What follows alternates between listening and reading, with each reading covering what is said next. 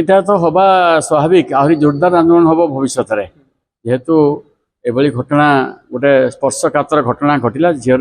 जीवन चलीगला सी समस्त पिला टू पोस्ट सबुआड़े सी जा समस्त को कही प्रशासनिक अधिकारी ठू आरंभ करी कॉलेज प्रिंसिपाल ठू आरंभ करी सांसद जी अच्छा आम समस्त को से अनुरोध करती न्याय मिलवाई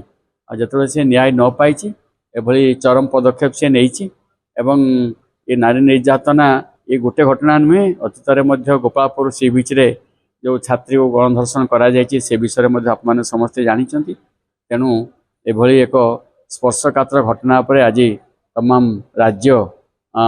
चहली जाइछि मन से आंदोलित अवस्था को आसी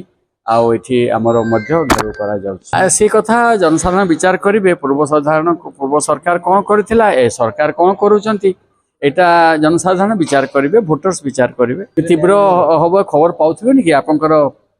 माध्यम जो टीवी माध्यम जो अच्छी ब्रांच अच्छी आपनकर खबर पाउथिबे तीव्रतर तो होउछि क्रमे आहरी अधिक तीव्रतर हम भविष्य जदि किसी आहरी चरम पदक्षेप निया समय कहबो से विषय से एकाठी हेबे कि न हेबे दलर सुप्रीमो आमर जी अच्छी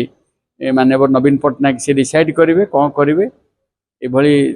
तीव्रतर करने कौन कौन पदक्षेप आवश्यक अच्छे से करेंगे तेरे आम एका दल एका माधिया के 22 पण भली आम दल दक्षता यथेष्ट अच्छी आंदोलन डाकरा देकर कार्यक्रम करने।